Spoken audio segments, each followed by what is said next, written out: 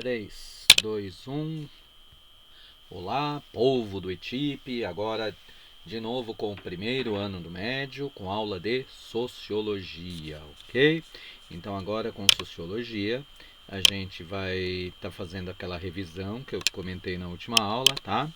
E com a aula de hoje a gente encerra a revisão para vocês estarem aí preparados para as atividades que vêm depois, ok? Então vamos lá. Lembrando que é uma revisão, nós já vimos esse assunto, tá? O resumo eu incluí algumas observações em vermelho, vocês vão visualizar agora, ok? Então vamos lá.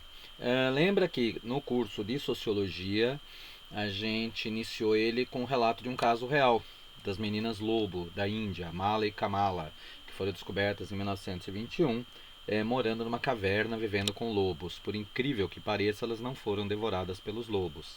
Elas viviam com eles e tinham hábitos, né, similares aos animais. Na época, calcula-se, não se tinha documentos de nascimento, né? Mas calcula-se que ela tinha por volta de 2 anos e 8, as duas meninas. Tá? A Mala mais velha, a Mala mais jovem, a Kamala mais velha, de por volta de 8 anos. E aí, quando foram encontradas essas meninas, elas foram recolhidas, confiadas a um asilo, né? E passaram a ser observadas por estudiosos, ok? Então eles tentaram, né, civilizá-las, colocá-las, ensinar, né, as coisas humanas, lembrando que das duas, a mais jovem não resistiu à nova vida e morreu um ano depois. A outra viveu mais 8 anos, ou seja, deve ter falecido por volta aí dos 16. Né? As duas tinham hábitos alimentares bem selvagens, né? Cheirava comida, andavam de quatro, comia assim com as mãos, com os dentes, né? Assim, de forma bem animalesca, né? Kamala, ela levou 6 anos para conseguir andar de forma ereta. E pouco antes de morrer tinha um vocabulário aí por volta de 50 palavras em inglês, tá? Lembrando que a Índia era colônia britânica. Então os pesquisadores que encontraram a Mala e que fizeram, né, experiências aí com ela, a Mala e Kamala foram ingleses, ok? E aí é que tá. Essas meninas, elas eram seres humanos? Com certeza. Mas elas eram seres humanos, porém não eram humanizadas, ok? Não tinham os hábitos, né, dos seres humanos. Não desenvolveram processos de pensamento lógico, ok? Então aí vem o primeiro grande conceito da sociologia, tá? Nós só somos realmente humanos quando a gente está em convivência com demais, estabelecendo relações sociais. Ou seja, o que faltou para as meninas serem consideradas humanas ou humanizadas? Faltaram o quê? Relações sociais com outros seres humanos, no âmbito da cultura. Ok? Lembrando que a sociedade não é apenas um grupo de pessoas, mas o conjunto de relações que ligam essas pessoas. Tá? Começando por aí, a gente tem uma primeira definição de sociologia, que é uma ciência que estuda sistematicamente as relações sociais e as formas de associação, ou seja, grupos e fatos sociais. Ok?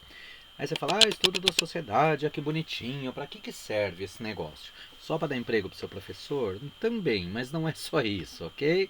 Tem mais utilidades importantes, vamos verificar agora. Primeiro, compreensão da dinâmica das relações cotidianas. Como nasce a sociedade? Como resolver conflitos? Como funciona essa mecânica das relações sociais, culturais, políticas e econômicas? Que isso é fundamental para se entender uma sociedade. Ok?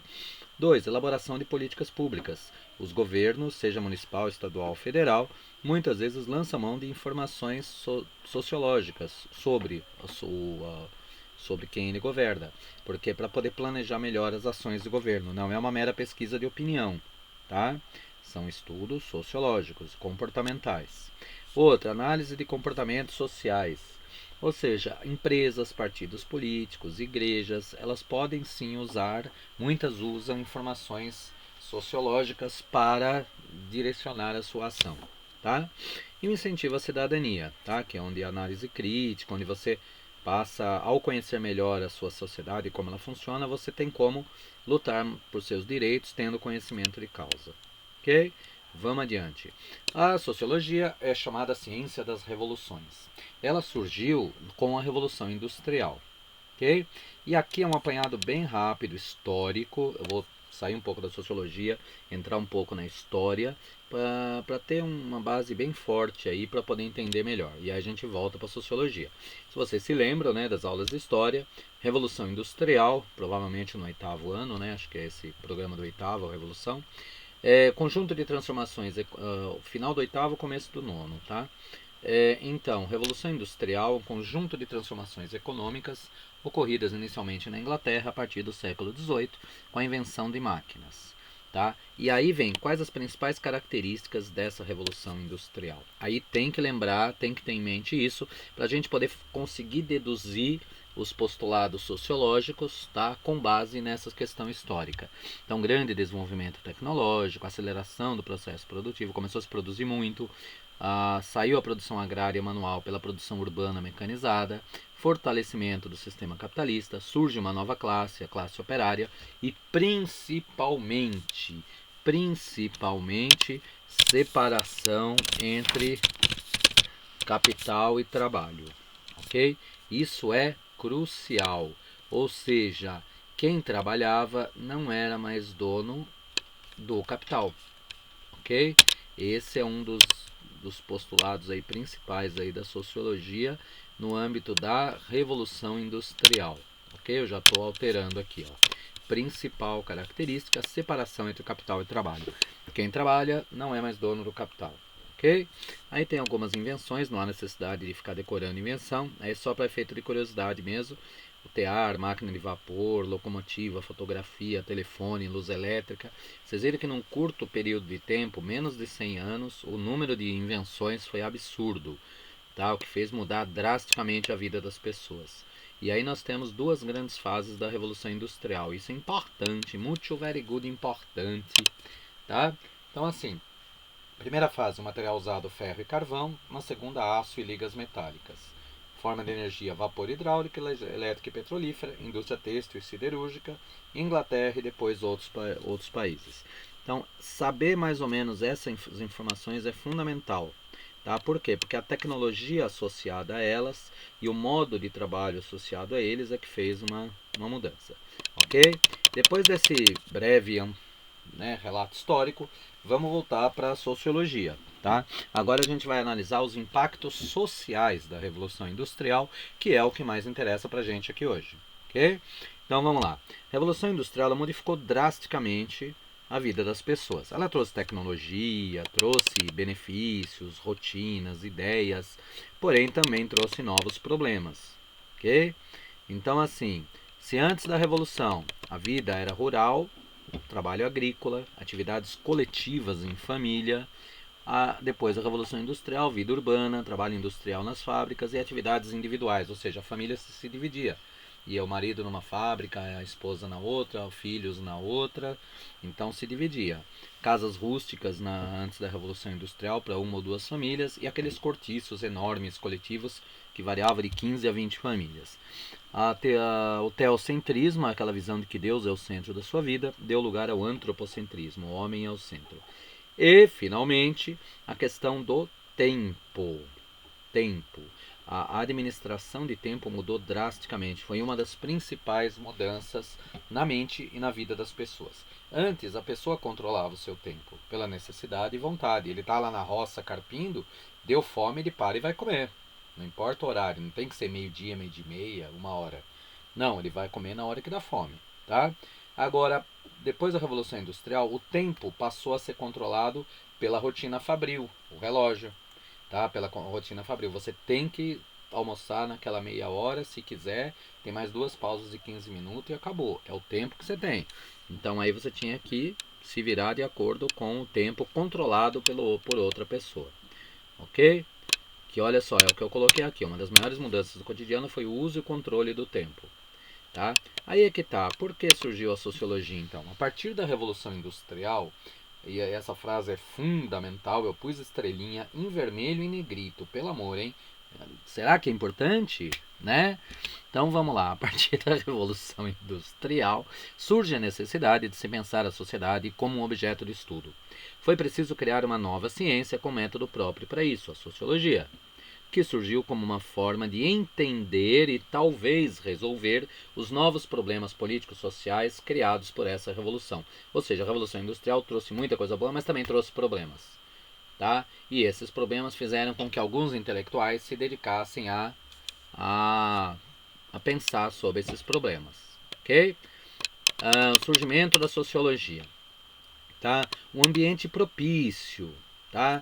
Então, a nova configuração econômica, mercado consumidor, salário, cenário industrial urbano, infraestrutura precária, cidades incharam, tá? Não tinha estrutura de saúde, educação, moradia, transportes para todo mundo, chegando até um caos social com violência, alcoolismo, miséria e desorganização social. Dentro desse cenário, o primeiro pensador a refletir sobre uma ciência da sociedade foi um professor de matemática. Olha que doido. Quem fundou a sociologia, uma das principais ciências sociais, foi um professor de matemática, Auguste Comte, tá? E a justificativa aí para considerar Comte o pioneiro. Esse cara, ele foi o primeiro a mencionar que havia necessidade de uma nova ciência para se estudar a sociedade. E como ele era professor de matemática, ele questionava a questão lógica. 2 mais 3 é igual a 5. Isso é lógico, é verdadeiro, é óbvio. Ninguém questiona. No mundo inteiro, não importa a cultura, idioma, religião, é isso. E ele tentou trazer essa certeza matemática para o estudo da sociedade. Ok?